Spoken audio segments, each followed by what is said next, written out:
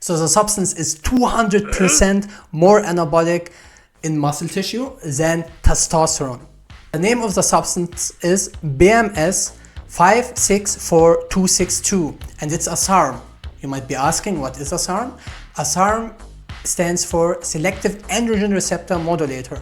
What does it mean? It means it binds testosterone to specific tissue and causes their growth, like muscle tissue and bone tissue, to grow and be stronger, faster and better. But in other tissue, like the prostate and the hair follicles, it does not have this effect, or very weakly compared to testosterone, much weaker. So you don't have like prostate growth, you don't have a deeper voice from the substance, you don't get much acne, you don't get hair loss, hair pattern baldness, and this is very important. So why those drugs were developed? It developed for people who get older, especially men.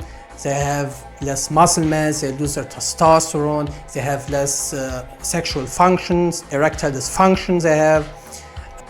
Also insulin resistance increases, they get weaker and weaker.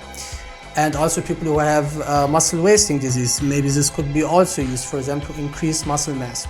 This is why those drugs were developed. But now a lot of people in the fitness industry are using them, the SARM goblins. But SARMs can be very strong to increase the muscle mass. So if you look at BMS, the substance I talked about, they tested it on castrated rats. So they cut the testicles of rats, and then you can see their muscle mass decreases because they have less testosterone, less anabolism, and the prostate also gets much smaller. And then they look how much they can give them of testosterone and BMS to increase the muscle size in comparison before the castration.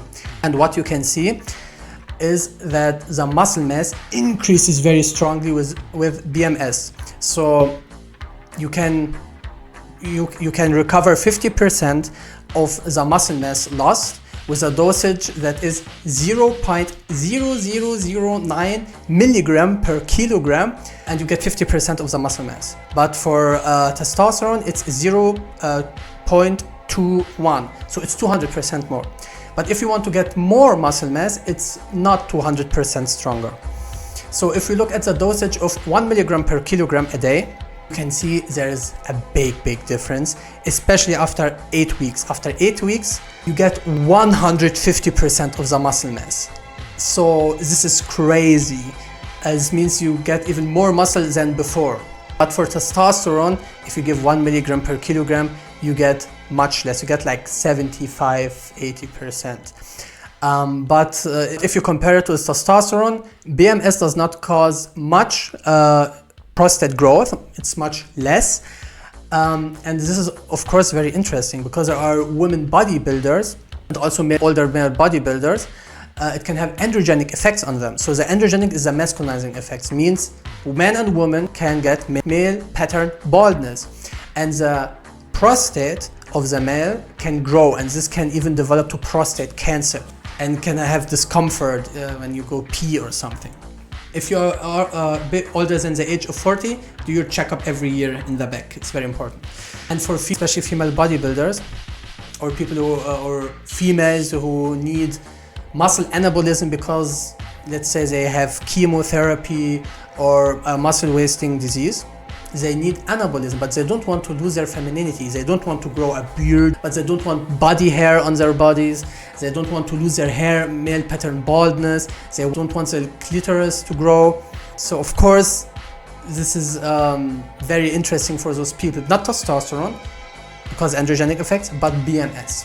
Now the drawbacks to BMS. We only have one study. We don't know if it's reproducible or not. And we don't have studies on toxicity. We don't have studies on long-term effects. So it's very sad it became abandoned. I think we should research more on it, but it got abandoned. And I think generally SARMs is a future for males because hormones decrease and we need anabolism, muscle mass to maintain our strength as we get older, but we don't want androgenic or much androgenic effects. But in my opinion, all SARMs need more research. So we don't have enough research. So don't take them. Very, very dangerous, even if it sounds good. So if you compare BMS with a very known SARM called ligand 4033 what you can see is that it's even stronger. So if both are administered to castrated rats for 14 days, you can see that ligand 4033 recovers like 80-90%, but BMS, like I said, recovers 150% of the muscle. So they become like hyper masculine, they become strong. So this is of course very interesting. I think this is the strongest SARM I researched. I did a lot of research. I will do also more and do more videos for you guys. But this is like the strongest SARM I found in rodents. This is crazy. I think this is like a game changer if it did not get abandoned, which is very sad. The next video, I will do an Andrew Huberman that he sold his soul. He's promoting peptides that don't have any proof and basically research chemicals did not get any testing at all or not enough testing. He sold his soul. In my opinion, it's very sad because he's a professor and he knows a lot, but he's using it to make more money. See you in the next video. Bye.